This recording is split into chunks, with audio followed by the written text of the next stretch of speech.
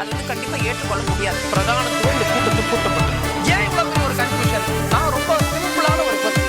அவருக்கு வேற எந்த விதமான ரைட்ஸும் கிடையாது. வணக்கம். நேர்பட பேசு நிகழ்ச்சிக்கு வரவேற்கிறோம். முன்னாள் முதல்வர் திரு கருணாநிதியின் நூற்றாண்டு நினைவை போற்றும் விதமாக அவருடைய உருவம் பொதித்த 100 ரூபாய் நாணயம் வெளியீடு செய்யப்பட்டிருக்கிறது. மத்திய பாதுகாப்புத்துறை அமைச்சர் திரு ராஜ்நாத் சிங் இன்றைய நிகழ்ச்சியில் கலந்து கொண்டு இந்த நாணயத்தை வெளியிட்டு அவரை குறித்து பாராட்டியும் பேசியிருக்கிறார். அதிமுக கடும் விமர்சனத்தை முன்வைத்திருக்கிறது இந்த நிகழ்வை குறித்து. இதுதான் இன்றைய நேர்பட பேசுவின் பேசுபொருள். எகிரும் அதிமுக, நெருங்கும் திமுக, பாஜகவுடனான உறவு கணக்கு மாறுகிறதா அப்படிங்கிற தலைப்பில் பேசியிருக்கிறோம்.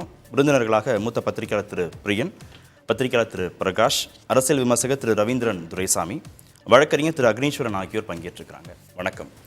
திரு பிரியன், எவ்வளவு முக்கியமான வரலாற்று தருணம் இது? நிச்சயமாக திமுகவுக்கு இன்னைக்கு ஒரு முக்கியமான நாள். அதில் எந்த விதமான சந்தேகமும் இல்லை. கிட்டத்தட்ட ஒரு வருஷம் போராட்டத்துக்கு அப்புறம் இந்த காயின் ரிலீஸ் ஆகிருக்கு. நான் போன வருஷமே ஒரு வருஷம் போராட்டத்திற்கு பிறகு. ஆமாம், ஒரு வருஷம். போன வருஷம் 23 ரிக்வஸ்ட் கொடுத்தாங்க. அதை மத்திய அரசு வாங்கி கண்டுக்காமல் போட்டாங்க. அதுக்கப்புறம் ஃபைனான்ஸ் மினிஸ்டரில் மூவ் பண்ணி அது இப்போ தான் ரிலீஸ் ஆகிருக்கு ஆக்சுவலாக. ஆனால் கற்பூரி தாக்கூரோட நாணயம் 3 நாளில் ரிலீஸ் ஆச்சு, ஜனவரியில். அது எலெக்ஷனுக்கு முன்னாடி கற்பூரி தாக்கூர் ஓபிசி ஓட்டை வாங்கணுன்றதுக்காக பண்ண விஷயம்.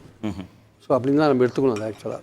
ஸோ எது எப்படி இருந்தாலுமே இன்றைக்கி திமுகவுக்கும் குறிப்பாக முதல்வர் ஸ்டாலினுக்கும் இது ஒரு முக்கியமான நாள்.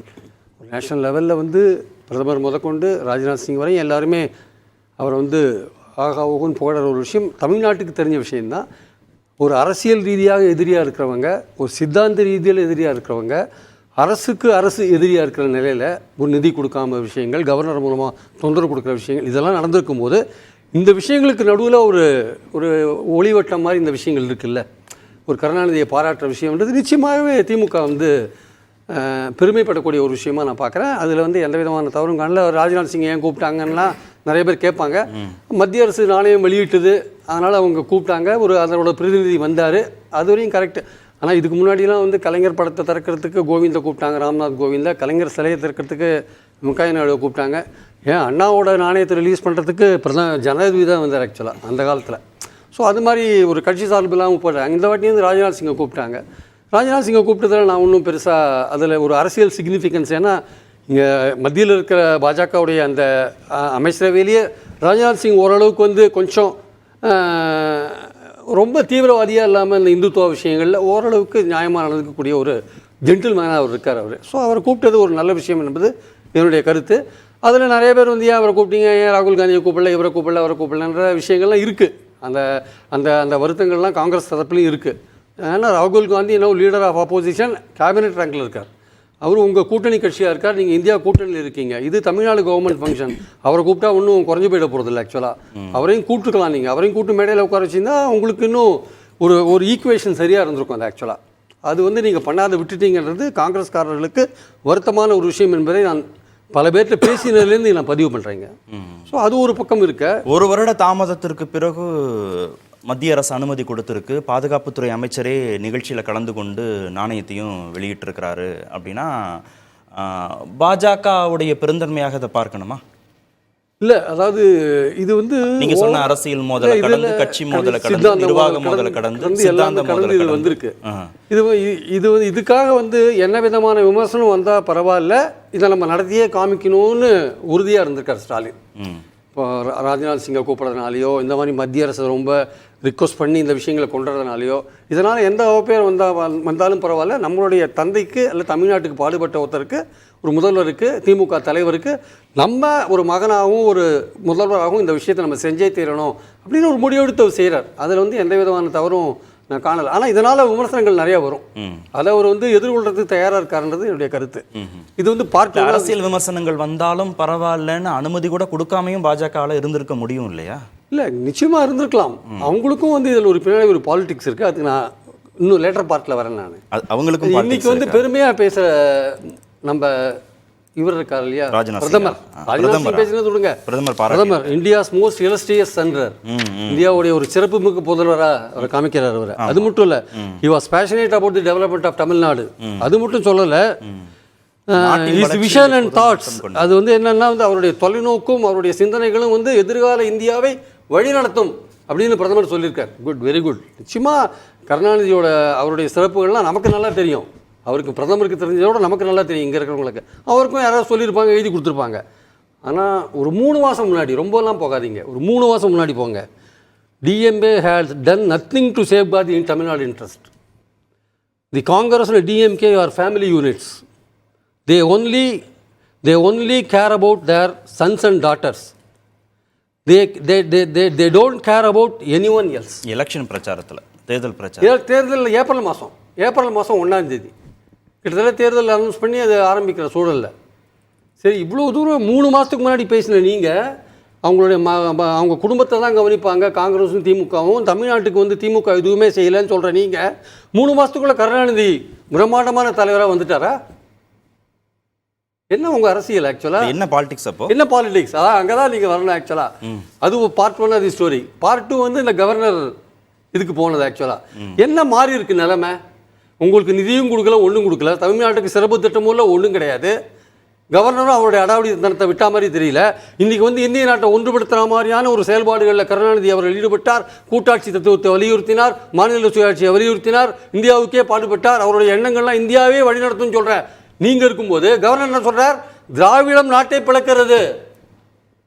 திராவிடம் 3 நாள் முன்னாடி திராவிடம் நாட்டை பிளக்கிறது. இப்போ இவர் யார், அவர் யார், பிரதமர் யார், ராஜ்நாத் சிங் யார், கவர்னர் யார், எல்லாம் ஒரே கூட்டையில் ஊரின மாட்டேங்க தானே? ஏன் இப்படி பேசுகிறீங்க? நீங்கள் பேசுகிறது என்ன, இவர் பேசுகிறது என்ன, அவர் பேசுகிறது என்ன? What is this actually? அப்போ அதை சரி அப்படி பேசுகிற உடனேயே அடுத்த நாளே நீங்கள் ஒரு தேநீர் விருந்துக்கு போகிறீங்க. உங்கள் கட்சியிலேயே திராவிடம் பேர் வச்சுருக்கீங்களே. அவர் கூப்பிட தேநீர் விருந்து என்ன மாறி இருக்கு? எந்த நிலைமையும் மாறலையே. உங்கள் ஆட்சியை பற்றின உங்கள் கணிப்பே மாறலையே. உங்களுக்கு எந்த திட்டமும் கொடுக்கலையே.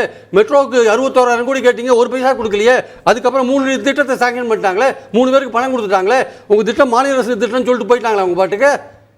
உங்கள் வருஷம் உங்கள் வெள்ள நிவாரணத்துக்கு என்ன கொடுத்தாங்க? உங்களுக்கு புதிய திட்டங்கள் எது கொடுத்தாங்க? என்ன விஷயம்? உங்களுக்கு ஓட்டு போடுற மைனாரிட்டிக்கு எதிராக வக்ஃப் போர்டு பில்லை கொண்டு வந்திருக்காங்க. பல விஷயங்கள் இருக்கு இல்லையா? அப்புறம் என்ன மாறித்து நீங்கள் போய் கவர்னரோட கை கொடுக்க வேண்டிய அவசியம் என்ன வந்தது உங்களுக்கு? போன வருஷம் நீங்கள் போகல, என்ன குடிமூழ்கி போச்சு? ஸோ இதெல்லாம் வந்து ஒரு சந்தேகத்தை உண்டாக்குற ஒரு விஷயம். பாஜகவோட திமுக மேல அது நடுநிலையாளர்கள், அவங்க கட்சிக்காரங்க வந்து அதை சந்தோஷப்படுவாங்க. நடுநிலையாளர்கள் கண்டிப்பாக இதில் ஓவராலாக ஒரு சதி என்னன்னு பார்க்குறேன்னா, சதியா ஓவராலாக இந்த எலெக்ஷனுக்கு அப்புறம் வந்து அதிமுக பிரிஞ்சு வருது பார்த்தீங்களா பாஜக விட்டு. அப்போ என்ன சொன்னாங்கன்னா வந்து திமுக கிட்டேருந்து மைனாரிட்டி ஓட்டை பிரிக்கணும். அதனால தான் வந்து பாஜகவே சொல்லி தான் அதிமுக தனியாக போய் நின்று இருக்காங்க. திமுகவுக்கு போகிற மைனாரிட்டி ஓட்டை தூக்கு அப்படின்றது. ஆனால் அது வெற்றி பெறலைன்றது வேறு விஷயம், வெற்றி பெறலை. இப்போ இன்றைக்கி வந்து பிரதமரோட இந்த விஷயங்கள்லாம் பார்க்கும்பொழுது திமுக கூட்டணி கட்சிகள்கிட்ட ஒரு சந்தேகத்தை உருவாக்கி, அந்த திமுக கூட்டணி கட்சிகளில் ஒரு பிளவு உண்டு பண்ணால் தான் திமுகவை தோக்கடிக்க முடியுன்ற ஒரு எண்ணம் இருக்குல்ல, அதுக்கான சதியை போட்டாங்களோன்னு எனக்கு சந்தேகமாக இருக்குது. அவ்வளோ பெரிய ரிஸ்க்கை திமுக எடுக்குமா?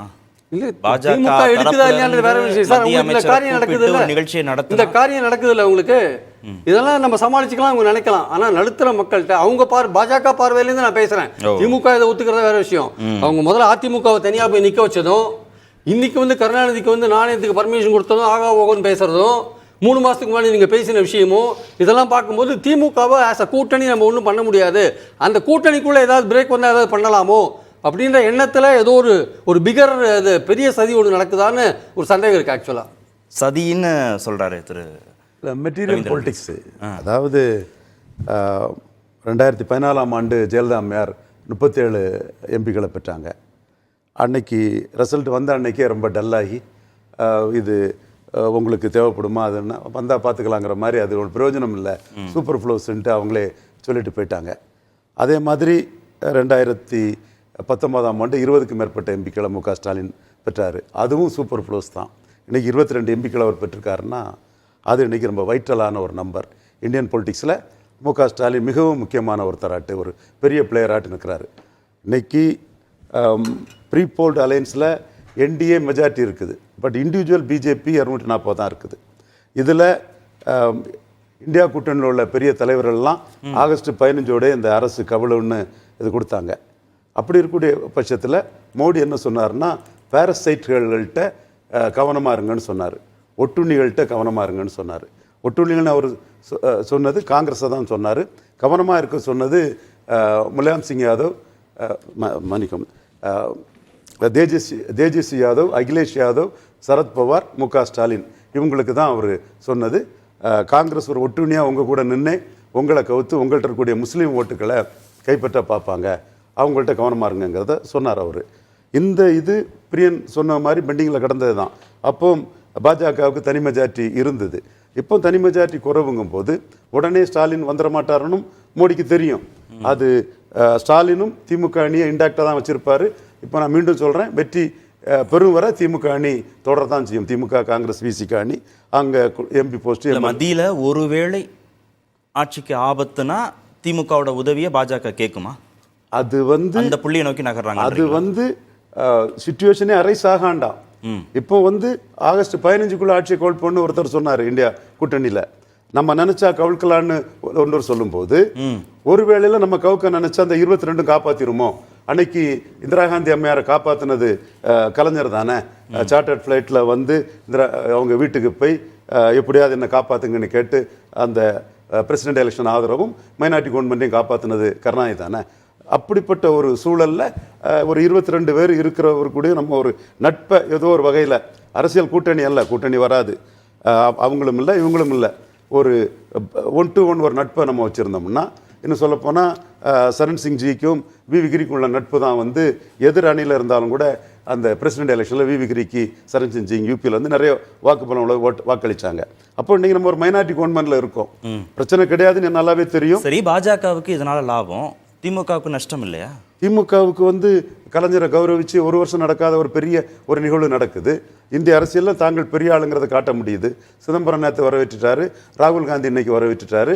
ஏற்கனவே கழிஞ்ச முறை ஸ்டாலின் டெல்லிக்கு போகும்போது எந்த விஐபிக்கும் கொடுக்காத ஒரு பெரிய ஒரு வரவேற்பை மோடி கொடுத்து முதலமைச்சரானதும் போனபோது மோடி கொடுத்தாரு.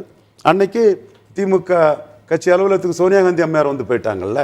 அப்போ இன்னைக்கு பாஜகவால் மதிக்கப்படக்கூடிய நம்ம கூட்டணிக்கு தேவைங்கிற லெவலில் காங்கிரஸால் கூட்டணியோட இருக்கக்கூடிய அந்த கூட்டணியை விட்டுறக்கூடாதுன்னு காங்கிரஸ் தலைமை கருதக்கூடிய ஒரு தலைவராட்டு மு.க. ஸ்டாலின் எழுந்து நிற்கிறாரு. அதுக்கு தக்கன அவர் அரசியல் கூட்டணிங்கிறது வேற, ஒரு மத்திய அரசோட ஒரு இதை நாம் அந்த வாய்ப்பை பயன்படுத்திக்கிறோங்க வேறங்கிறத டிஃபரன்ஷியேட் பண்ணி தெளிவாக தான் போகிறார். இல்லை, பாஜக எதிர்ப்பு, சித்தாந்த எதிர்ப்பு, இந்துத்துவ எதிர்ப்பு வச்சு தானே திமுக நாடாளுமன்றம் சட்டமன்ற தேர்தல்களை எதிர்கொள்ளும். அடுத்து அதுதான் செய்வாங்க, அதுதான் செய்வாங்க, அதில் எந்த மாற்றமும் இல்லை.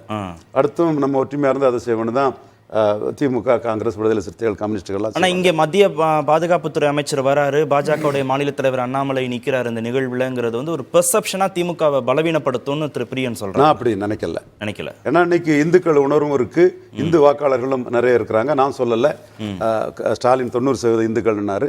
அதை விட ராமராஜ்யம் நடக்குதுன்னு நான் சொல்லலை. திமுக அமைச்சரவையில் மூத்த அமைச்சர் ஐயா ரகுபதி அவர்கள் ஒரு அருமையான வார்த்தையில் சொல்லியிருக்காருன்னு சொல்லும்போது இதில் எல்லாருக்கும் வாக்கு வலிமை இருக்குது. கிறிஸ்தவ முஸ்லீம்களுக்கு மட்டுமே வாக்குரிமைன்னு சொல்ல முடியாது, அல்லது பாஜக எதிர்ப்பாளர்களுக்கு மட்டுமே வாக்குரிமைன்னு சொல்ல முடியாது.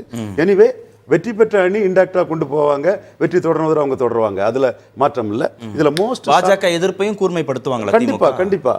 கண்டிப்பா இதுல மோஸ்ட் ஷார்ட் ஆஃப்டர் ஆட் இருக்கிறவர் மு.க. ஸ்டாலின் மிக உயரிய இடத்துல இருக்கிறாரு. நான் ஏற்கனவே சொல்லியிருக்கிறேன், அந்த தொடர் வெற்றியும் அவருக்குள்ள ஸ்டேச்சரும் இந்திய அரசியலில் மற்ற திராவிட இயக்க மாநில தலைவர்கள், மாநில முதலமைச்சர்கள் பெறாத ஒரு இடம்னு சொல்லியிருக்கிறேன். அது ஓரளவு இன்னைக்கு மேனிஃபெஸ்ட் ஆகுது. திரு அக்னேஸ்வரன், அதிமுக தப்பு கணக்கு போடுதோ? பாஜகவுடன் ரகசிய உறவுன்னு சொல்வதன் மூலமாக, கைகோக்குறாங்க திமுகன்னு சொல்வதன் மூலமாக சிறுபான்மை மக்களுடைய வாக்குகளை இந்த பக்கம் கொஞ்சம் அசைச்சு பார்த்தலாம் அப்படின்னு யோசிக்கிறீங்களா? எந்த பாதிப்பும் வராதுன்னு திரு ரவீந்திரன் துரைசாமி சொல்றாரு. அந்த ஓட் பேங்க் டிஸ்டர்பே ஆகாதுன்னு. அதாவது சார், நதி எங்கே போகிறது கடலை தேடி, கட்சி எங்கே போகிறது அதிகாரத்தை தேடி. அது திமுகவினுடைய தாரக மந்திரம். ஆட்சியில் இருந்தாலும் இல்லாவிட்டாலும் நாம் இதை காய்களை, அரசியல் காய்களை நகர்த்துறதுல அவங்க தெளிவாக இருக்கிறாங்க. திமுகவா? ஆமாம். அதாவது இப்போ நம்முடைய பத்திரிகையாளர் பிரியன் சாரும் நம்ம அண்ணன் ரவீந்திரன் துரைசாமியும் சொல்லிட்டாங்க. நம்ம நக்கீரன் பிரகாஷ் சார் நியாயத்தின் பக்கம் நின்று என்ன சொல்ல போகிறாருன்னு தெரியல. ஆனால் நான் உறுதியாக ஒரு கருத்தை சொல்றேன். அநியாயத்தின் பக்கம் நின்றீங்களா? இல்ல, என்ன சொல்றீங்க சார்? இல்ல, அது அவர் பேர தான் சொல்றேன். நீங்க சார் உள்ள வர்றீங்க. நான் இப்ப என்ன கேட்கிறேன்னா நீங்க ஆளுநர், அதாவது திராவிடம் துண்டாடக்கூடியது, பிரிவினையை உருவாக்கக்கூடியது அப்படி சொல்லி 10 மணி நேரம் கூட ஆகல. ஆனால் வந்து அங்கே தேநீர் விருந்தில் கலந்துக்கிட்டீங்க. கடந்த 3 ஆண்டுகளாக போகலை தேநீர் விருந்துக்கு. அப்போ இப்போ ஏன் போனீங்கன்னு கேட்டால் அதில் ஒரு விளக்கம், வியாக்கியானம் கற்றுக் கொடுத்தது. கட்சி கலந்து கொள்ளவில்லை, ஆட்சி கலந்து கொள்ளுகிறதுன்னு, அரசு கலந்து கொள்ளுகிறதுன்னு. சரி, ஏப்பா அப்படின்னா அப்படி பார்த்தா கூட கூட்டணியால் சேர்ந்தது தானே இந்த அரசு. அப்ப திரு செல்வ பெருந்தகை ஏன் அழைக்கல, அண்ணன் திருமாவளவன் ஏன் அழைக்கல, அங்க அழைக்கல. சரி பரவாயில்ல, அதுக்கு ஒரு விளக்கம் கொடுத்துறீங்க. கட்சி போகல, ஆட்சி போகல. அதுலயும் ஒரு இலக்கண பிழை இருக்கிறது. என்னன்னா, கட்சிக்கும் ஆட்சிக்கும் ஒரே தலைவர் தான் திரு மு.க. ஸ்டாலின் அவர்கள். இங்க நான் நாணய வெளியீட்டு விழாவுக்கு நான் வந்து உள்ள போகல. சொற்குற்றமா பொருட்குற்றமா? ரெண்டுமே குற்றம். அது அடுத்து வரேன் பாருங்களேன். அங்கதான் தேநீர் விருந்துல தான் அப்படின்னா, இங்க நாணய வெளியீட்டு விழாவுக்கு இந்திய நாட்டினுடைய எதிர்க்கட்சி தலைவர் பிரதமருக்கு என்ன அதிகாரம் இருக்கோ, நான் அரசியலமைப்பு சட்டத்தை மிகவும் மதிக்கிறவன், நம்புகிறவன், அதனால் நான் வாழ்க்கை நடத்துகிறவன். ஆகையினால அதிகாரம் வந்து பிரதமருக்கு என்ன 50% அதிகாரம்னா, எதிர்க்கட்சி தலைவருக்கும் 50% அதிகாரம் கொடுத்திருக்கிறது அரசியலமைப்பு சட்டம். ஆனா நீங்க கூட்டணியில 40க்கு 40 வெற்றி பெற்ற பிறகு ஒருவேளை இது 2029 ஏதாவது தேவைப்பட்டால் ராகுல் காந்தியை கூப்பிடுவார்கள். ஆனால் 2026 நாடாளுமன்ற தேர்தல் இல்லை, இது சட்டமன்ற தேர்தல். அதனால இப்ப அவங்க கூப்பிடல. ஆகையினால இவங்களுடைய என்ன அதிமுகவுக்கு திடீர்னு ராகுல் மீது இவ்வளவு கரிசனம்? நான் கேட்கிறேன், அதிமுக கள்ளக்காதல்னு சொன்னீங்களே, அப்ப இன்னைக்கு திமுகவும் பாஜகவும் செய்வது ஆணவ காதலா, அதிகார காதலா? பதில் சொல்லுங்க. அப்போ ஒரு கட்சியை நீங்கள் மடைமாற்றம் செய்வதற்காக, வாக்குகளை தொடர்ந்து பெற வேண்டும் என்பதற்காக ஒரு கட்சியை நீங்க இவ்வளவு குற்றம் சாட்டுறீங்களே. உங்களுக்கு கடல்ல பேனா வைப்பதற்கு சிலைக்கு அனுமதி கொடுத்தது யார்? அதே மாதிரி நாணயத்திற்கு விரைவாக அனுமதி கொடுத்தது யார்? அப்போ நீங்க என்ன சொல்றீங்கன்னா, நாங்க செய்ய எங்களுக்கு அது தேவைப்படுகிறது. 69% இடஒதுக்கீடு கொடுத்த செல்வி ஜெயலலிதா இல்ல, எப்படி நாணயம் வெளியிடப்படவில்லை. எப்படி பார்த்தாலும் சாதனையாளர், எப்படி பார்த்தாலும் அது அதிமுகவுக்கு லாபம் தானே. ஒருவேளை நீங்க வைக்கிற வாதம் படியே வந்து பாஜகவுடன் திமுக வந்து ரகசியமான ஒரு உறவை, இணக்கத்தை பேணுது நிர்வாக ரீதியாக, அரசியல் ரீதியாகனா, சிறுபான்மை மக்களுடைய வாக்குகள் அதிமுக பக்கம் தானே மொத்தமா நகரும். அது லாபம் தானே, அதை வரவேற்க வேண்டியதானே மன மகிழ்ச்சியோட. நீங்க போருக்கு போகிற போது நிராயுத பணியாக போனீங்கன்னா தோத்து போயிருவீங்க. அதே மாதிரி தான் நீங்க இங்க உங்க கூட்டணியே அழைக்காம போறீங்க தேநீர் விருந்துக்கு. இந்திய நாட்டினுடைய எதிர்க்கட்சி தலைவரை என்னுடைய மூத்த சகோதரர் என்று சொன்னார். யாரு? இந்திய நாட்டினுடைய எதிர்க்கட்சி தலைவர். ஆனா அவரையே நீங்க அழைக்கலையே. இன்னைக்கு திரு ராஜ்நாத் சிங் தான் உங்களுக்கு மூத்த சகோதரர் தெரியுது இல்லையா? ஆக அதிகாரத்தை தேடி பயணிக்கின்ற ஒரு அரசாட்சி நடத்துகிறார்கள், அது வேறு விஷயம். இப்ப நான் கேட்பது, உங்களால் ஒரு கூட்டணி கட்சியை தேர்தல் வாக்கு வங்கியாகத்தான் பார்க்கறாங்க. அந்த வார்த்தைக்கு என்ன அர்த்தம்? அதிகாரத்தை தேடி ஏன் பாஜகவை நோக்கி திமுக நகரணும்? என்ன தேவை இருக்கு? எங்க மெஜாரிட்டியில ஆட்சி பொறுப்புல இருக்கிறாங்க, எந்த அதிகாரத்தை நோக்கி நகரணும்னு நினைக்கிறாங்க? மத்தியில் ஆட்சி பொறுப்புக்கு வரணும்னு நினைக்கிறாங்களா, இல்ல பங்கெடுக்கணும்னு நினைக்கிறாங்களா? அதெல்லாம் நம்ம எனக்கு தெரியாது. நக்கீரன் பிரகாஷ் சார் சொன்னது நீங்க எனக்கு தெரியாது. என்ன கால்குலேஷன்? இந்த கால்குலேஷனே அதை தான் நான் சொல்ல வரேன். தேநீர் விருந்துக்கும் நாணய வெளியீட்டு விழாவுக்கும் ஒரு கால்குலேஷன். அரசியல் கட்சிகள், அரசியல்வாதிகளை விட பொதுமக்களுக்கு நன்கு தெரிகிறது அரசியல், நாட்டு நடப்பு அரசியல். தேர்தலுக்கு மட்டும் இவங்க வருவாங்க, திராவிட மாடல். தேர்தலுக்கு மட்டும்தான் சமூக நீதி. அப்ப மற்ற நேரம் எல்லாம் சரி கதவு மூடி வையே, அடுத்த தேர்தல் வரும்போது காத்து வரட்டும், பேசிக்கலாம். இவைகள் எல்லாம் உன்னிப்பாக கவனிக்கப்படுகிறது. கூட்டணி கட்சிகள் இவர்களை ஒரு தயிர் சோறுக்கு ஊறுகா மாதிரி பயன்படுத்துகிறது திராவிட முன்னேற்ற கழகம். நான் இதை தவறு என்று சொல்லவில்லை. இன்னைக்கு எல்லாரும் போயிருக்காங்களே, எது தமிழ்நாட்டில் திமுகவோடு கூட்டணி இருக்கக்கூடிய அனைத்து கட்சி தலைவர்களும் நாணய வெளியீட்டு விழாவுக்கு போயிருக்காங்களே, பங்கேற்றிருக்காங்களே. அந்த விழாவுக்கு போனீங்க, ஏன் தேநீருக்கு போகல? தேநீர் விருதுக்கு போக கட்சியாக புறக்கணிக்கிறாங்க. இந்த முரண்பாடுகள் தான் ஒட்டுமொத்த அரசியலை திருப்ப போகிறது. இவங்களால தமிழ்நாட்டுக்கு நான் கேட்கிறேன், இதே அக்கறை, இதே ஆசை உங்களுடைய ஏன் 7.5 கொண்டு வந்த திரு எடப்பாடி பழனிசாமி அவர்கள் இருக்கிற ஏன் 10% மாற்ற முடியல? நீட்டு விலக்கு உங்களால் மத்திய அரசாங்கத்தை ஏன் பெற முடியவில்லை? இப்ப இதே மெரினா கடற்கரை ஒரு கல்லூரி சொல்லுகிற போது இது இயற்கை பேரிடர், அது வந்துரும் அப்படின்னு சொல்லி நிப்பாட்டினீங்கல்ல. இன்னைக்கு கடல்ல பேனா செலவழிப்பதற்கு மத்திய அரசு உங்களுக்கு அனுமதி கொடுக்குதுல்ல. இதை என்னவென்று சொல்லுவது மக்கள் தான் புரிஞ்சுக்குவாங்க. திரு பிரகாஷ், இவ்வளவு விமர்சனங்கள் வரும்னு தெரிஞ்சே திமுக தரப்புல இவ்வளவு முயற்சி எடுக்கிறாங்களா சார்? இன்னும் கலைஞருக்கு வந்து தபால் தலை வெளியிடப்படவில்லை. Postal stamp has not been set. இது வந்து ரொம்ப லேட்டாக கொடுத்துருக்காங்க. 100ஆண்டு விழா முடிந்த பிறகு கலைஞருக்கு வந்து நாணயத்தை வெளியிட்டிருக்காங்க. இது வந்து மத்திய உள்துறை அமைச்சகம் டிசைட் பண்ணி சொல்லியிருக்காங்க. பிரைம் மினிஸ்டர் வந்து கலைஞரை பாராட்டி பேசியிருக்கார். இதெல்லாம் தெரியும். கலைஞர்ன்றது வந்து திமுகவை பொறுத்தவரை, ஒரு பத்திரிகையாளராக என்னை பொறுத்தவரை கூட கலைஞர்ன்ற ஒரு பர்சனாலிட்டி வந்து அபோவ் ஆல் பார்டர்ஸ் அப்படின்னு சொல்லுவாங்க. எல்லா எல்லையும் கடந்த உழைப்பால் தன்னோட பொழுதை வென்ற ஒரு மிகப்பெரிய பத்திரிகையாளர். அப்படி தான் நான் அவரை பார்க்குறேன். உழைப்பு உழைப்பு உழைப்பு அதுதான் வந்து அவருடைய வெற்றிக்கு காரணம். மிக கடினமான உழைப்பு. இலக்கியமாக இருந்தாலும் சரி, திரைப்படமாக இருந்தாலும் சரி, ஜேர்னலிசம் இதழியலாக இருந்தாலும் சரி, கட்டுரைகளாக இருந்தாலும் சரி. இன்றைக்கி வியூக அமைப்பாளர்கள்னு பல பேர் இருக்காங்க. உண்மையிலே மிக சிறந்த வியூக அமைப்பாளர் கலைஞர். இப்போது நீங்கள் ஒரே ஒரு கான்செப்ட் மட்டும் தமிழக அரசியலில் நீங்கள் புரிஞ்சிக்க வேண்டிய கான்செப்ட் என்னென்னா, இன்றைக்கி சிச்சுவேஷன்ஸ் எல்லாம் பார்க்கும்போது எனக்கு வாஜ்பாய் நான் இன்டர்வியூ பண்ணியிருக்கேன். அடல் பிஹாரி வாஜ்பாயை 98 இன்டர்வியூ பண்ணியிருக்கேன். அதுக்கப்புறம் தான் திமுக அலையன்ஸ் வந்தது. அதுக்கப்புறம் அவங்க அமைச்சரவையில் பங்கேற்றாங்க. எல்லாமே நடந்தது. இன்றைக்கி ராஜ்நாத் சிங்கோட ஸ்பீச்சை கேட்கும்போது 1960களில் உருவான மாநில கட்சிகள் எதுவுமே நிலைக்கவில்லை. 1960களில் உருவான ஒரு மாநில கட்சியான திமுக தன்னுடைய பல்வேறு வடிவங்களில் நிலைத்து நிற்கிறது. அதிமுகவும் திமுகவுடைய இன்னொரு வடிவம் தான், திகாவின் இன்னொரு வடிவம் தான் திமுகன்னு வச்சுக்கோங்களேன். அதிமுகவும் பலரும் திமுகவில் இருந்தவங்க தான். ஸோ அந்த உழைப்பை, அந்த விஷயங்களை அவர் பாராட்டுறார். இந்த பாலிட்டிக்கல் மூவ் வந்து இப்போ நீங்கள் பார்த்தீங்கன்னா அதிமுக மூவ் ஆகாமல் திமுக என்றைக்குமே மூவ் ஆகாது. இப்போ ஒரு கேள்வி பாஜகவை நோக்கி தமிழக அரசியல் மூவ் வந்து அன்னைக்கு அலையன்ஸுக்கு ஏன் போடுறாங்க அப்படின்னா, ஜெயலலிதா வீட்டில் அவங்க பட்ட விஷயங்கள், அவமானங்கள், ஜஸ்வந்த் சிங் உட்பட பலர் பட்ட அவமானங்கள். பிரிஜேஷ் மிஸ்ரா அப்படின்னு ஒரு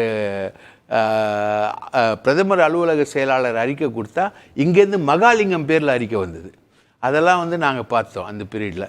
ஸோ அந்த பீரியடில் அதிமுக வந்து பாஜகவுக்கு எதிராக வைட்டலாக மூவ் ஆகும்போது தேசிய ஜனநாயக கட்சி கூட்டணின்னு ஒன்று உருவாக்கி குறைந்தபட்ச செயல் திட்டம் ராமர் இல்லை, இன்னைக்கு அவசியம் வந்து பாஜகவுக்கு தானே இருக்குது. அவங்க வந்து கூட்டணி கட்சிகளோட ஆட்சி பொறுப்பில் இருக்கிறாங்க. அதில் ஏதாவது சிக்கல் வந்ததுன்னா 22 எம்பிக்கள் வச்சிருக்கக்கூடிய திமுக உதவி தேவைன்னு அந்த விஷயத்துக்கு திமுக அதிமுகவுக்கு என்ன செய்ய ஒன்றும் இல்லையே. அதிமுகவுக்கு ஹோல்டு இல்லாத அந்த விஷயத்தை திமுக செய்யாது. இதனால அதிமுக வந்து ஏதாவது தப்பு பண்ணி அதனால ஒரு ஆட்சி கவிழுது, ஒரு ஆட்சி மாற்றம் ஏற்படுது அப்படின்னா தான் திமுக போய் உதவி செய்யும். திமுக மூவ் ஆகும். ஏன்னா அவங்களுக்கு அங்க பிரச்சனை கிடையாது. ரவீந்திரன் சொல்ற மாதிரி ஏதோ ஒரு சிக்கல் மத்திய அரசுக்கு எண்ணிக்கை அடிப்படையிலனா அப்ப போய் திமுக எந்த காலத்துல மூவ் ஆகுது. இப்ப வெயிட்டிங். ஏன் அப்படி ஏன் உறுதியா நான் சொல்றேன்னா, இது வந்து ஸ்டாலின் வந்து ஒரு அதிகபட்ச எம்எல்ஏக்களை ஜெயிச்சு நின்னப்பமும் ஆட்சியை கவுத்துடலாமா அப்படின்ற ஒரு விஷயங்கள் வரும்போது கூட ஸ்டாலின் சொன்னார் அவங்க ஆட்சி கண்டினியூ ஆகட்டும், எனக்கான டேர்ன் வந்து வரும் அப்படின்றத இப்போ பெற்ற வெற்றி. ஸோ இப்போ வந்து இவங்க மைனாரிட்டியாக இருந்து இவங்க பாருங்கள், வக்ஃபு போர்டு சட்டத்தை, முஸ்லீம்கள் விரோத சட்டத்தை இவங்களால நிறைவேற்ற முடியல. பார்லிமெண்ட்டோடைய ஸ்டாண்டிங் கமிட்டிக்கு போயிடுச்சு அந்த சட்டம் என்பது போயிடுச்சு. இன்றைக்கி வந்து யூனிஃபார்ம் சிவில் கோட் பற்றி அவர் பேசுகிறாரு. ஆனால் அதை கொண்டு வரும்போது இருக்கக்கூடிய சிக்கல்கள் அவருக்கு தெரியும். இன்றைக்கி கவர்மெண்ட்ன்றது it is an a weakest wicket. So இதை வேடிக்கை பார்க்க தான் விரும்புவாங்க எதிர்கட்சிகள். இன்றைக்கி ராகுல் காந்தியுடைய பெர்ஃபார்மன்ஸ் வந்து அன்ரிலண்டடாக பெரிய அளவுக்கு ரேட்டில் போயிட்டுருக்கு. சரி, ஏன் கூப்பிடல அப்போ சார்? அது கூப்பிடணும் அப்படின்றத பற்றி சத்தியமாக எனக்கு தெரியாது. பட் ஆனால் கூப்பிட்டுருக்கணும் அப்படின்றதான் பிரியனை போல என்னுடைய ஒப்பீனியனும். கூப்பிட்டுருக்கணும். ராகுல் Gandhi must have to be honoured. ஏன்னா அவர் வந்து உங்களை வந்து சொந்த சகோதரர்னு கூப்பிட்டார். இல்லை, ராகுல் காந்தியை நிகழ்ச்சிக்கு அழைக்காம திமுக தவிர்த்திருப்பதன் மூலமாக ஏதாவது ஒரு செய்தியை சொல்லுது? அதெல்லாம் சொல்லலை. அதெல்லாம் நீங்கள் அந்த கால்குலேஷன்ஸ்குள்ளெல்லாம் போக முடியாது. அப்படி போகிறதா இருந்தால் இந்த விழாவுக்கு நீங்கள் சொன்ன மாதிரி அனைத்து கட்சியினரும் வந்திருக்க மாட்டாங்க. தமிழ்நாட்டு தலைவர்கள், கூட்டணி இன்க்ளூடிங் கம்யூனிஸ்ட் கட்சியினரும் வந்திருக்க மாட்டாங்க. இது சென்ட்ரல் கவர்மெண்ட்டோட ஃபங்க்ஷன். ஸ்டேட் கவர்மெண்ட்டோட ஃபங்க்ஷன். சென்ட்ரல் கவர்மெண்ட் பார்ட்டிசிபேஷன் வந்து அதுக்குள்ளே வருது. ஸ்டேட் கவர்மெண்ட்டோட ஃபங்க்ஷன். அந்த அளவில் போகிறாங்க. இவங்க வந்து இந்த விஷயத்தை சுமூகமா கொண்டு போனோம் அப்படின்றதுக்காக தான் இந்த டீ பார்ட்டியில கூட போய் பங்கெடுத்துக்கிறாங்க. போனா போட்டோம். அவங்க அதுவே முரண்பாடு இல்லையா? கட்சிகளாக புறக்கணிக்கிறோம், ஆட்சியாக அரசாக நாங்க அதுல அந்த விளக்கம் வந்து ஒரு மைன்யூட் விளக்கம் சார். அந்த விளக்கத்துல வந்து எந்த பற்றும் கிடையாது. அது வேணா கூட்டணி விஷயங்களுக்குள்ள முரண்பாடுகளை உருவாக்கணுன்ற வியாக்கியானங்கள் இருக்கிறவங்க அதை சொல்லலாம். ஆனா விஷயம் என்னன்னா சிம்பிள் சார். எங்க வீட்டில் ஒரு கல்யாணம் இருக்கு, ரைட்டா? அதுக்கு முன்னாடி அவங்க வீட்டில் ஒரு சின்ன விசேஷம் இருக்கு. அதுக்கு போயிட்டு வந்தானா எங்க வீட்டு கல்யாணத்துக்கு அவன் வருவார். நாளைக்கு சப்போஸ் ஸ்டேட் கவர்மெண்ட் ஃபங்க்ஷனுக்கு கவர்னர் வரல அப்படின்ற ஒரு பொசிஷன் வந்ததுன்னா, ராஜ்நாத் சிங்கே டேக் பார்ட் பண்ணா கூட கவர்னர் அதில் டேக் பார்ட் பண்ணல அப்படின்ற ஒரு ஃபங்க்ஷன் ஒரு பொசிஷன் வந்துன்னா திமுக கவர்மெண்ட்டுக்கு ஒரு எம்பாரஸ்மெண்ட்டாக இருக்கும். இது அது அங்கே வந்து ஒரே ஒரு நிமிஷம் சார். திமுகவை பொறுத்த வரைக்கும் கலைஞர் அப்படின்றது வந்து ஒரு மந்திர சொல். அதிமுகவை பொறுத்த வரைக்கும் எம்ஜிஆர்ன்றது ஒரு மிகப்பெரிய மந்திர சொல். இந்த மந்திர சொற்களுக்கு இருக்கக்கூடிய செல்வாக்கும் வாதமும் கட்சிகளை தாண்டினது, வரலாற்றையே தாண்டினது. சரி, ஒண்ணுக்கு மட்டும் விளக்கம் கொடுங்க, நம்ம இடைவேளைக்கு போவோம். திரு பிரியன் சொன்னார்ல, ஒரு பெர்செப்ஷன் உருவாகும் பாஜகவோடு இணக்கமா இருக்கிற மாதிரினா சிறுபான்மை மக்களுடைய வாக்குகள் பாதிக்கப்படுவதற்கான வாய்ப்புகள்லாம் இருக்கு பேசப்படுதுல்ல, அதுல அந்த பெர்செப்ஷன் உருவாகுமா? விளக்கம் சொல்றேன் சார். இல்ல சொன்னீங்கன்னா இடைவேளைக்கு போயிடலாம். அதாவது சார், பாஜக தான் சார் இதுல டிஃபீட் ஆயிருக்கு.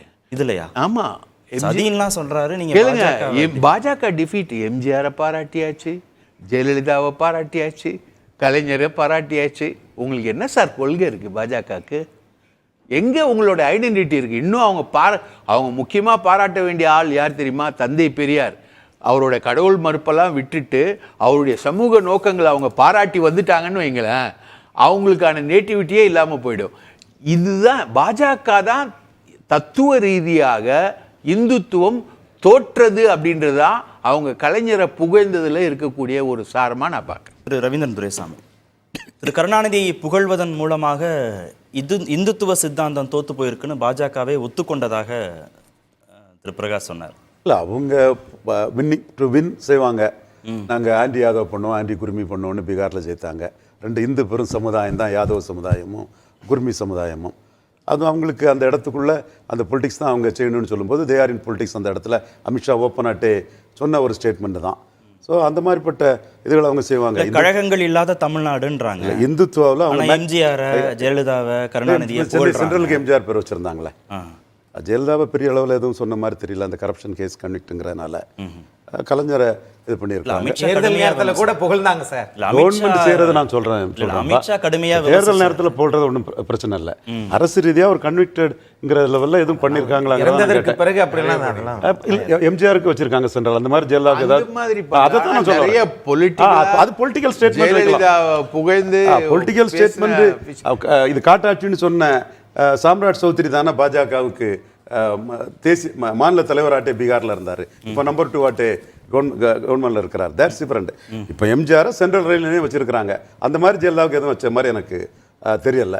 இப்போ கலைஞருக்கு பெண்டிங்கில் இருந்தது மைனாரிட்டி கவர்மெண்ட்டுங்கிற சூழ்நிலையில் அவங்க வைக்கிறாங்க. இந்துத்துவா மட்டுமே வந்து பாஜக வரல, ஆன்டி காங்கிரஸுங்கிறத ஹெவியாக பண்ணுவாங்க. நீங்கள் கலைஞரை பற்றி அவங்க சொன்னாங்கன்னா, ஸ்டாலின் எமர்ஜென்சியில் கைது செய்யப்பட்டார்.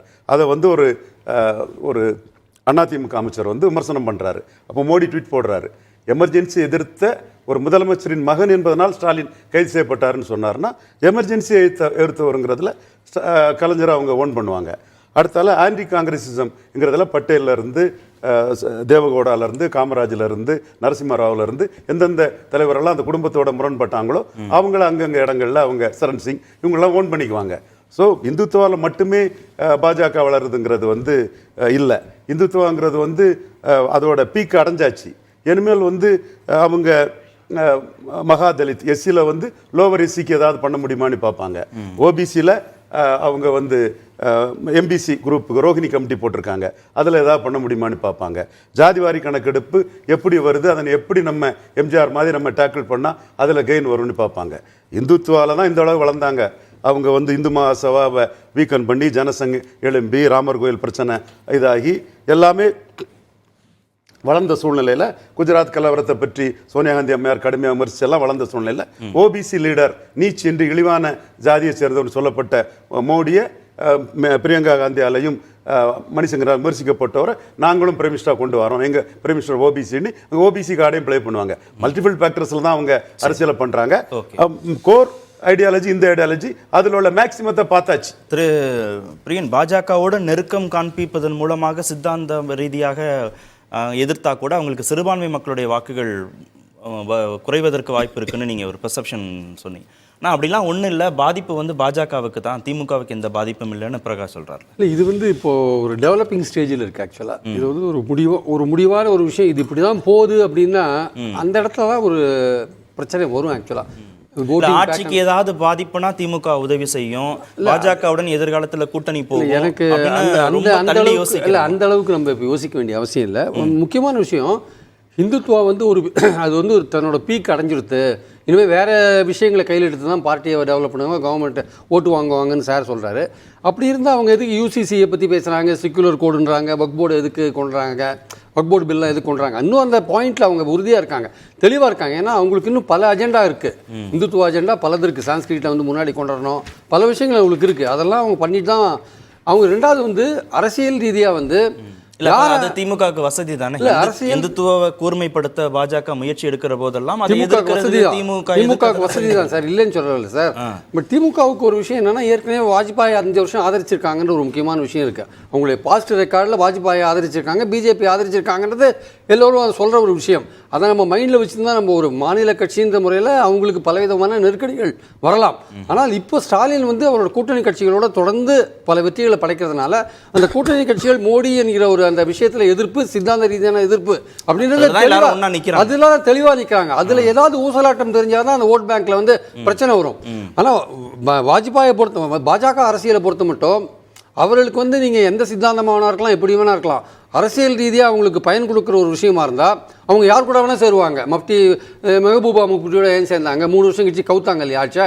அதனால் அவங்களுக்கு அதெல்லாம் கவலையே கிடையாது. நீங்கள் சித்தாந்தம் எப்படி வேணால் இருந்துக்கோங்க, நாங்கள் பவரில் வந்து எப்படி உட்கார்றது, ஏன்னா பவரில் உட்கார்ந்தா தான் இந்துத்துவ ஐடியாலஜியை செயல்படுத்த முடியும். அதில் வந்து குறியா இருப்பாங்க. அதனால் அவங்களுக்கு ஸ்டாலின் திமுகவுக்கு வசதியாக போயிடும்னு திமுக யோசிக்காதா? ஒருவேளை அந்த மாதிரி ஒரு முடிவுகள் எடுக்கிறாங்கன்னா, பாஜகவோட இணக்கம்னா அது சிறுபான்மை மக்களுடைய வாக்குகளை வந்து அதிமுக பக்கம் நகர்த்திடும் திமுக யோசிக்காது.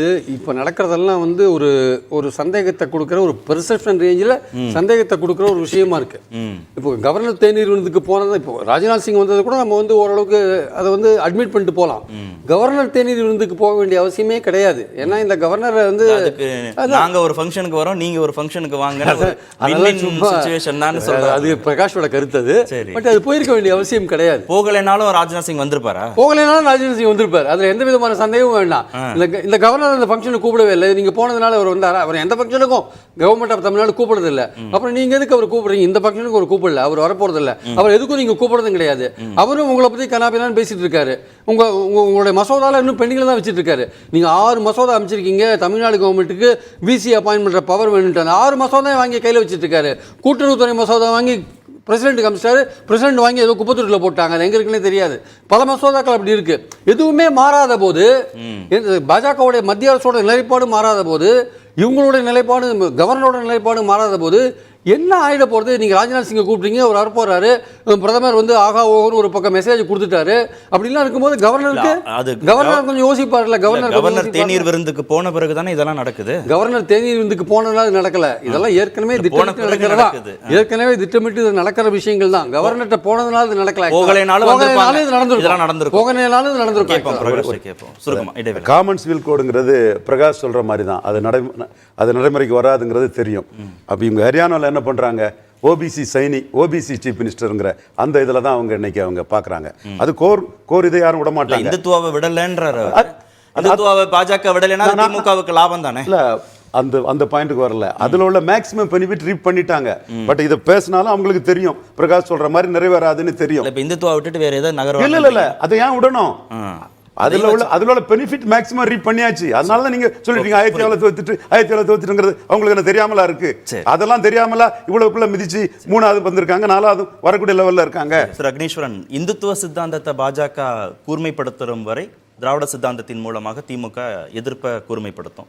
இன்னொன்று, மோடி எதிர்ப்பு பாஜக எதிர்ப்புங்கிறதான் திமுக வந்து வாக்கு வங்கியாக பார்க்குது, சிறுபான்மை மக்களோட ஒன்றிணைக்கிறதுக்கான முயற்சியாக பார்க்குற போது என்ன பெரிய டிஸ்டர்பன்ஸ் வந்துடும் நீங்க நினைக்கிறீங்க? என்ன பெரிய அதிமுகவுடைய ஆசை எதுவும் நிறைவேறணும்னு எப்படி பார்க்க முடியும்? இதில் அதிமுக ஆசைன்னு நம்ம எதையா கொண்டு வர போகிறோம்னு தெரில.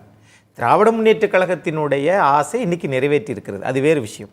இப்போ நான் இப்போ பேசுறது மத்திய பாரதிய ஜனதா அரசாங்கம் தெளிவாக காய்களை நகர்த்துகிறது. என்னன்னா, நீங்கள் நிதிஷ்குமார் அவர்கள், அதே மாதிரி தெலுங்கு தேசத்தினுடைய சந்திரபாபு நாயுடு அவர்கள் ஒருவேளை இன்னைக்கு மெஜாரிட்டி அவர்கள்ட்ட இருப்பதனால அவங்கள புகழாரம் பாடிட்டு இருக்காங்க, பணத்தை நிறைய நிதிக்கெல்லாம் கொடுத்துருக்குறாங்க பட்ஜெட்டில். ஆனால் இப்போ 2018 திரு சந்திரபாபு நாயுடு அவர்கள் நம்பிக்கையில்லா தீர்மானத்தை கொண்டு வந்தார். ஒருவேளை பணத்தை வாங்கிக்கிட்டு ஒருவேளை ரிவர்ஸ் கியர் போட்டுட்டாருன்னா இன்னைக்கு 22 நாடாளுமன்ற உறுப்பினர்களை வைத்திருக்கக்கூடிய திமுக பக்கம் ஒருவேளை சாஃப்ட் பெடலை வைத்துக் கொண்டால் இந்த ஆட்சியை நாம 29 வரைக்கும் நகர்த்திடலாம் என்கிற ஒரு வியூகம் தான். 26 பெரும் பாதிப்பை உண்டாக்கிடும்னு திமுக யோசிக்காதா? அதை பத்தி அந்த நேரத்தில் அவங்க கூட்டணி சரி செஞ்சுக்குவாங்க, அது வேறு விஷயம். அது மாநில அரசியல், மாநில சட்டமன்ற தேர்தல். இப்ப நான் இது சொல்லிடுறேன். இங்க நீங்க நம்முடைய மரியாதைக்குரிய நம்ம ரவீந்திரன் துரைசாமி அவர்கள் திரும்ப திரும்ப ஒரு கருத்தை சொல்லுகிறார். இதை பல பேரும் சொல்லுகிறார்கள். செல்வி ஜெயலலிதா அவர்கள் இறக்கிற போது அவர் விடுதலை பெற்று தான் குமாரசாமி ராஜா தீர்ப்பில் விடுதலை பெற்று தான் போனார். அதற்கு பிறகு அப்பீல் போனது. மாரிட்டர் நான் காசா இறந்ததற்கு பிறகு எந்த தீர்ப்பும் எந்த மனிதனுக்கும் செல்லாது, பொருந்தாது. அப்படி நீங்க பாத்தீங்கன்னா கோத்ரா ரயில் எரிப்பு சம்பளம் இத்தனை பேர் செத்தாங்களே, நீங்க விடுதலை ஆயிட்டீங்களே, அப்ப இறந்தவர்களுக்கு யார் தீர்ப்பு நீதி சொல்லுவது? அது வேற விஷயம். இப்ப அதெல்லாம் நம்ம இங்க பேசவே வேண்டாம். இப்ப நாம இப்ப கேட்பது இவங்களுடைய பாயிண்ட் படியே பாரு. அதாவது இந்துத்துவா வெற்றி பெறுகிறது, இந்துத்துவா வெற்றி பெறுகிறது. நான் மதத்தை குறைத்து மதிப்பிடவில்லை. ஆனால் மதத்தை வைத்து அரசியல் செய்கிற ராமருக்கு சிலை வைத்த நீங்க தான் அரசியல் பண்ணிட்டு இருக்கீங்க. ராமரே உங்களை கைவிட்டுட்டாரா? 45 இடத்துல தோத்து போயிட்டீங்களா உத்தரப்பிரதேசத்துல? அப்போ 282 ஃபுல் என்ட்ரி கொடுக்குறீங்க. வாஜ்பாய் அவர்களே 200 தான் 280 தான் கொண்டு வந்தாரு. ஆனா நீங்க 282, அடுத்து 303. ஆனால் ராமருக்கு சிலை வைத்ததற்கு பிறகு 240க்கு வந்துட்டீங்களே. நீங்க மோடி அவர்கள் இன்னைக்கு மாநில கட்சியுடைய தயவை தேடுகின்ற நிலைமை வருது. ஆக இங்க சேஃப்டில இருக்கிறாங்க திமுக. ஆக அதுக்கு கூட்டணி கட்சிகள் பலம் வாய்ந்ததாக இருக்குதா இல்லையான்றத நாம இப்ப சொல்ல முடியாது. ஆனா இதுக்கும் அதிமுகவுக்கு சம்பந்தமே கிடையாது. கூட்டணி கட்சிகளை திமுக ஏமாத்துது. ஆட்சியை தக்க வைப்பதற்காக திமுக பாஜகவுடன் நெருக்கம் காமிக்குது. ஆட்சியை தக்க வைக்கிறதுக்கு பாஜக திமுகவுடைய உதவியை நாடுவதற்கும் வாய்ப்புகள் இருக்கு. இவ்வளவு சந்தேகங்கள் தான் இந்த நிகழ்வு. மூணாவது சந்தேகம் கரெக்ட் சார். ஆட்சியை தக்க வைக்கிறதுக்கு பாஜக திமுக தயவை நாடுவதற்கு வாய்ப்பு இருக்குது. ஏன்னா வரப்போகிற மகாராஷ்டிரா ஹரியானா எலெக்ஷனில் சரியான தோல்வி காத்துக்கிட்டு இருக்கு பாஜகவுக்கு அப்படின்னு இப்போ ப்ரெடிக்ஷன்ஸ் வந்துக்கிட்டு இருக்கு. தேசிய தலைவரையே அந்த கட்சியால் இன்னும் தேர்ந்தெடுக்க முடியல. தேசிய தலைவர் தேர்ந்தெடுத்தாதான் மாநில தலைவரை மாற்றுவோம் அப்படின்ற மாதிரி ஒரு கேட்டீங்க. இவ்வளவுக்கும் திமுக தான் ஆபத் பாந்தவனா அப்படின்னு ஒரு விஷயம் அவங்களுடைய பார்வையில் இருக்கலாம். லட்டு இருக்குது. எனக்கு கூட சின்ன வயசில் வறுமையில் இருக்கும்போது ஒருத்தர் டீ குடிப்பாங்க, எனக்கு ஆசையாக இருக்கும். அந்த கஷ்டப்பட்டு வருது வேர்வையில், அவர் டீ குடிக்கிறா, அந்த டீ எனக்கு கிடைக்காதா அப்படின்னு. அது மாதிரி திமுக கையில் ஒரு கேக் இருக்குது. 40 out of 40 கிடைச்சதுக்கு என்ன பிரயோஜனம்னு எல்லாரும் கேட்குறாங்க இல்லையா? இந்த 40 out of 40 தான் பல விஷயங்களை தீர்மானிக்குது. இப்போது பாஜக திமுக சைடு சாஃப்டாக போகிறதையும் அந்த 40 out of 40 தான் தீர்மானிக்குது. ஸோ ஆசை இருக்குது தாசில் பண்ண, அதிர்ஷ்டம் இருக்குது கழுத மேய்க்க. இந்த கதை தான் பாஜகவுக்கு இருக்கக்கூடிய விஷயம். ஸோ பாஜக இஸ் இன் டீப் கிரைசிஸ். இப்போ ஆர்எஸ்எஸ்க்கும் பிஜேபி லீடர்ஷிப்புக்கும் இடையே ஒரு பெரிய ஃபைட் ஓடுது, மிகப்பெரிய ஃபைட். திமுகவுடைய கோரிக்கைகளுக்கு பாஜக தான் செவிசாய்க்குது, திமுக பாஜகவை நெருங்கலன்றீங்க? இல்லை சார், இப்போ அவங்க தான் பிரதமர். இப்போ ராஜ்நாத் சிங் வர்றாரு, பிரதமர் வர்றாரு, அமித்ஷா ஒன்றுமே பேசல. அமித்ஷா தான் ஆக்சுவலாக தமிழ்நாடு பாலிடிக்ஸை டீல் பண்ணிக்கிட்டு இருக்காரு. எல்லா விதத்துலையும் டீல் பண்ணுறது அமித்ஷா தான். அவர் ஒன்றுமே பேசல. ஸோ இவங்க தான் கீழே இறங்கி வராங்களே தவிர பாஜக தான் கீழே இறங்கி வருது. திமுக லைட்டாக அப்படி ஒரு அட்ஜஸ்ட்மெண்ட் பண்ணிக்கிட்டு இறங்கி வரல. சரி பரவாயில்ல, வீட்டுக்கு வரவங்கள வாங்கன்னு கூப்பிடாம போங்க நான் சொல்ல முடியும். அப்படிதான் கேட்க நல்லா தான் இருக்கு. நிகழ்ச்சி நிறைவு செய்வோம். நன்றி. நிகழ்ச்சியில் பங்கேற்ற அனைத்து விருந்துகளுக்கும் நேர்பட பேச நிறைவு.